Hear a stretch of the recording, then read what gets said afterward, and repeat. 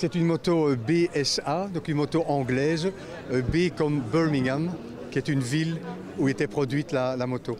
Alors c'est une spéciale, c'est un coup de cœur.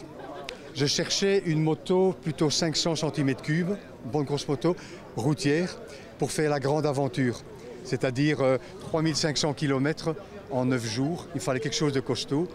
Alors je suis tombé amoureux. C'est vraiment, il me la fallait. Alors sa caractéristique, c'est que son nom c'est Sloper. En anglais c'est la pente. Pourquoi? Parce que BSA, parmi les plus grands producteurs de l'époque, 1871 et celle-ci est de 1927, a imaginé le premier d'incliner le cylindre. Alors qu'avant, toutes les motos étaient cylindres perpendiculaires. Après, tous les autres producteurs en Europe ont suivi, sauf Guzzi, sauf BMW. Et donc elle a cette caractéristique d'être inclinée. Elle a, comme toutes les motos de l'époque, deux parties, une partie moteur et à l'arrière une partie boîte de vitesse séparée. C'est la grosse routière qui fait un bon 135 kg, 3 vitesses.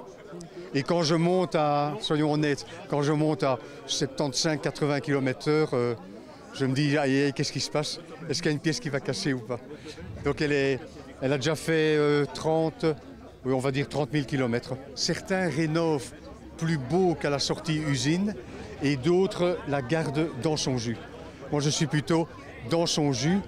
Elle a vécu, elle aura bientôt 100 ans et elle est comme ça. Un aspect technique intéressant, c'est le changement de vitesse. Ce n'est pas un changement de vitesse au pied, mais un changement de vitesse au bidon d'essence.